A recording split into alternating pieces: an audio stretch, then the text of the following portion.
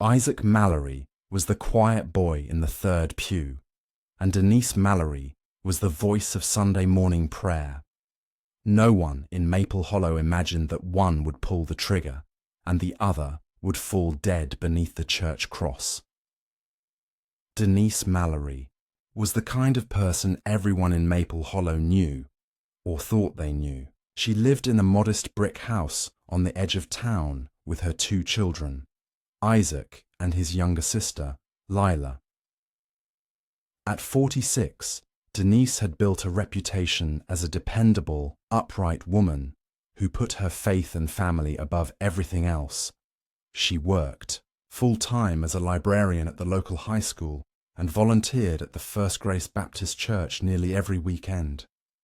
She baked for fundraisers, organized Bible study sessions, and sang in the choir every other Sunday. She wasn't just a part of the church, she was the church, at least to many who worshipped alongside her. Her commitment to God shaped every part of her life, especially how she raised her children. She believed in discipline, routine, and moral structure. Isaac, her 17-year-old son, was expected to follow a strict set of rules. No cell phone at the dinner table, no internet past 9 p.m. He was required to attend church, youth group, and family devotionals. Denise monitored his friendships, limited his exposure to music and movies, and encouraged him to journal his prayers instead of spending time on social media. She said it was to protect him, to keep him focused and pure in a world full of temptation. To many in the town, Denise seemed like a model mother, firm but loving, deeply involved, and determined to raise her children with strong values. But inside the Mallory home, things were different. The walls felt tight, like the air had no room to breathe. Isaac, once a talkative and curious boy, had grown quiet. He withdrew more with each passing year, speaking less, reacting slower, drifting inward. His teachers noticed the change too. While his grades remained steady, his presence in class had become muted. He was no longer engaged in discussions and rarely turned in anything beyond the bare minimum. Neighbors occasionally heard yelling from the house, sharp, one-sided scoldings, late at night. Denise never mentioned any trouble at home, and when asked, she simply said Isaac was going through a phase, but it was more than that. While Lila seemed to thrive under Denise's close watch, Isaac was suffocating. He had no real outlet, no one to talk to. His father had left when he was 9 and had barely contacted them since. Denise never spoke of the man, and the topic was off limits inside the house. Isaac's isolation deepened, and as it did, so did his bitterness. The more he was told who to be, the more he pulled away from everything he was taught.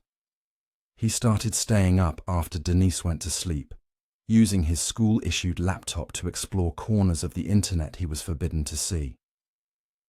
What began as simple curiosity, forums about teenage frustration and rebellion, slowly evolved into darker places, places that fed into his resentment, his need to understand his pain, and eventually his need to act on it. From the outside, it looked like a mother doing everything right, but inside that quiet home, behind her carefully kept routines and gentle church smile, something broken had begun to form. Something no one would see until it was too late. Isaac's descent into darkness didn't happen all at once. It was gradual, almost invisible. To the outside world, he still went through the motions, attending school, showing up to church, eating dinner at the family table. But inside, he had built a world of secrecy and silence. With each passing night, he slipped deeper into a life his mother didn't know existed, a space where no one watched, no one judged, and no one controlled him. It started with a used laptop he'd borrowed from the school library. Denise had put parental controls on the home computer, but she hadn't thought to check the school-issued device. At first, Isaac used it for music and online forums, where teenagers vented about their lives. He found a strange comfort in the shared frustrations of others who also felt trapped or misunderstood. But before long, those harmless corners of the internet gave way to darker content. Discussion boards where users spoke openly about violent impulses, emotional trauma, and revenge fantasies. One particular forum became his obsession. Hidden deep behind encryption layers and using fake usernames, Isaac read threads written by people who viewed violence not as evil, but as a form of liberation. These weren't just angry rants. They were detailed stories, instructions, and ideas. He learned how to cover his tracks online, how to research weapons, and how to silence emotions to avoid detection. The more he read, the more numb he became. Eventually, he stopped thinking of his mother as a parent and began seeing her as a warden, someone keeping him from the life he believed he deserved. It was during this period that he discovered the old gun in his grandfather's garage. During a weekend visit, Isaac had wandered off alone and found a dusty wooden cabinet filled with antique items. Inside was a locked case containing a .38 caliber revolver, stored away and forgotten. His grandfather, a former military man, had collected old weapons but rarely spoke of them. Over the course of a few visits, Isaac learned how to pick the simple lock using tools he fashioned from paper clips and hairpins. He studied the gun, memorizing its weight and structure, even testing it in the woods once when no one was around. He wiped the fingerprints, reloaded the single bullet he'd fired, and placed it back exactly where he found it. All of this was done without a word. At home, he kept up appearances. He nodded during devotions, folded his hands at dinner, and answered questions with polite yeses and nos. But every movement had become mechanical, every word rehearsed. Behind the quiet, a plan was forming, slow, deliberate, and cold. The more he rehearsed it in his mind, the more natural it felt, not like a crime, but like an answer, not chaos, but control. To him, the gun wasn't just a weapon, it was an escape key. He waited, watched, and planned, and when the right moment arrived, he would be ready. February 5th, 2023, started like any other Sunday for the Mallory family. The sky over Maple Hollow was overcast, and a light drizzle hung in the air as families made their way to First Grace Baptist Church. Inside the house, Denise was already up, ironing her church blouse and preparing breakfast. Lila sat at the kitchen table colouring in her Bible workbook, while Isaac silently ate his toast, eyes cast downward. He was unusually calm that morning, more composed than he had been in weeks. Denise was scheduled to lead the opening prayer service, something she had done many times before. It was one of her favourite roles, and she always arrived early to help set up the chapel. Isaac offered to ride with her ahead of the rest of the family. Denise, pleased that he showed interest, agreed without hesitation. She didn't notice the weight in his coat pocket or the way he moved with unnatural purpose. They arrived at the church around 9:20 a.m. The sanctuary was quiet, with only a few early birds milling about.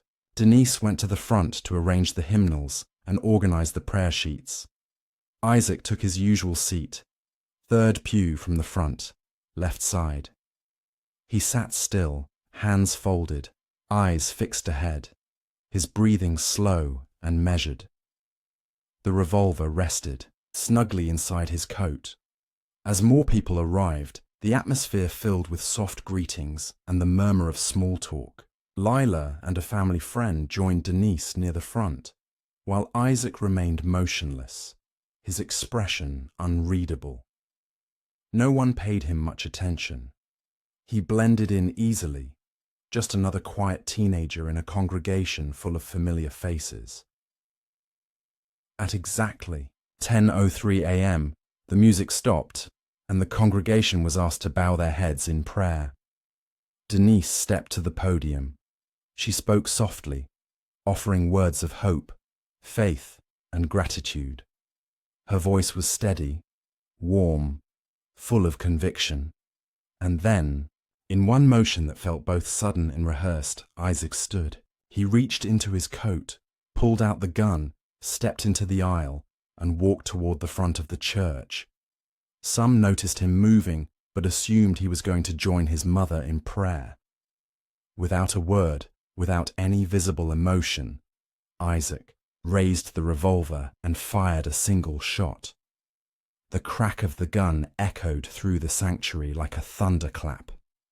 Denise collapsed instantly, the bullet striking the back of her head. Blood pooled on the white cloth draped across the podium. For several seconds, no one moved. Then screams broke the silence. Panic surged through the congregation. Some ducked under pews. Others grabbed their children and ran for the exits. But Isaac didn't run. He didn't shout. He simply placed the revolver on the carpeted floor beside him, sat down in the front pew, and stared ahead as if nothing had happened. When the police arrived 7 minutes later, Isaac was still sitting there, hands folded, eyes blank. He surrendered, without resistance. Denise was pronounced dead at the scene. The church, once filled with prayer and song, had become a place of horror. At the Maple Hollow Police Department, investigators struggled to comprehend what had just taken place. The boy in custody was no stranger to the town. He was Denise Mallory's son, a regular face at Sunday service and school functions. But now, sitting silently in an interrogation room with no sign of remorse, he was a murderer. Isaac said almost nothing during initial questioning. He answered yes or no when asked basic details, but when pressed about motive or emotion, he remained silent. Not once did he ask about his mother. Not once did he cry. Officers noted that his hands were steady, his posture upright, his expression vacant. It was as if he had emotionally disconnected himself from the reality of what he had done. Detectives obtained a search warrant for the Mallory home the same day.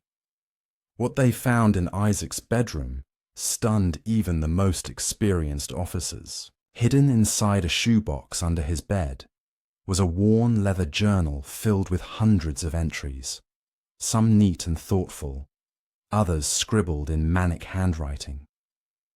The contents were chilling. Page after page detailed his growing resentment toward his mother. He wrote about feeling imprisoned, controlled, and silenced. Some entries described fantasies of escape. Others were far more violent, outlining scenarios where he would finally take back control or erase the voice that ruled him. The journal wasn't a spontaneous diary. It was a blueprint. In one entry, dated 2 months before the shooting, he wrote, "I know where the gun is. I know what I have to do. It has to be her. If it's not her, it'll always be me." That line alone sent shockwaves through the investigation. It wasn't a moment of anger. It was a calculated, deliberate choice that had been building over time. A forensic team later confirmed that Isaac had visited numerous online forums related to violence, weaponry, and anti-authority ideology. He had even downloaded ebooks about criminal psychology and read articles about past church shootings. Though he had no official mental health diagnosis prior to the killing, the level of preparation and emotional detachment raised questions about his psychological state. Court-appointed, psychologists evaluated him over several weeks. One expert noted that Isaac displayed symptoms consistent with a personality disorder marked by emotional detachment, a lack of empathy, and deeply rooted resentment. However, He was also found competent to stand trial. Despite his age, prosecutors decided to charge him as an adult. The community demanded answers and justice. Meanwhile, the town of Maple Hollow grieved in stunned silence. The church shut down services indefinitely, and community members left flowers and candles on its front steps. Denise's funeral was held at a different church in a nearby county. Most of the congregation was still too shaken to return to the place where they had witnessed such horror. Isaac remained in custody, emotionless as ever, as the legal system began to move forward. The question lingered in everyone's mind, not just why he did it, but how no one had seen it coming. The trial of Isaac Mallory began 6 months after the shooting, and by then, the town of Maple Hollow had become a different place. First, Grace Baptist Church remained closed, its once bustling sanctuary locked behind wooden doors and caution tape. The pew where Denise had been killed had been removed and destroyed, as if erasing the evidence could somehow ease the pain, but nothing could undo what had happened. The courtroom was filled with quiet tension on the first day. Local news outlets covered the trial closely, though few outside Maple Hollow seemed to pay attention. Inside, the gallery was packed with friends of the Mallory family, members of the church, and teachers who had once watched Isaac grow up. None of them could make sense of how the boy they knew had become a killer. The prosecution presented a case built on planning and premeditation. They laid out a detailed timeline of Isaac's actions in the months leading up to the murder, showing how he had studied firearms, researched prior church shootings, and written extensively in his journal about his growing hatred toward his mother. They presented digital records from his laptop, including disturbing forum posts and saved documents that spoke of cleansing, control, and freedom through fire. Most damning of all was the journal itself. The prosecutor read selected entries aloud to the jury, including one dated just 4 days before the shooting, where Isaac wrote, "She'll be facing the cross. It'll be quick. Then I can breathe again." The courtroom fell completely silent as those words echoed through the chamber. The defense attempted to argue diminished capacity. They brought in psychological experts who testified that Isaac suffered from a severe personality disorder that impaired his ability to feel empathy and make moral judgments. They claimed he had been emotionally isolated for years, subject to strict religious control that may have pushed him beyond a breaking point. But the evidence was hard to refute. This wasn't a sudden breakdown. It was cold, methodical, and planned. When Isaac took the stand, he said little. He confirmed he had written the journal. He admitted to stealing the gun and hiding it. He acknowledged firing the fatal shot. But when asked why he did it, he offered only one sentence. "I wanted it to stop." He did not cry.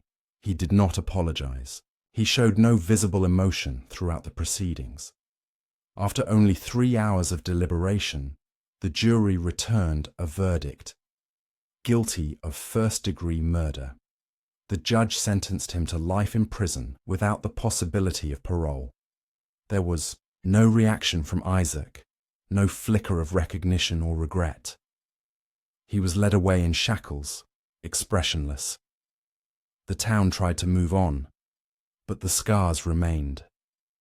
Attendance at First Grace never returned to what it was. Some families left the church, altogether unable to step foot inside again. Others stopped talking about the tragedy, as if silence might bury the memory.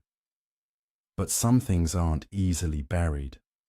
In the quiet streets of Maple Hollow, the ghost of what happened that Sunday morning still lingers, in whispers, in stares, and in the uneasy hush that falls whenever someone mentions the Mallory name.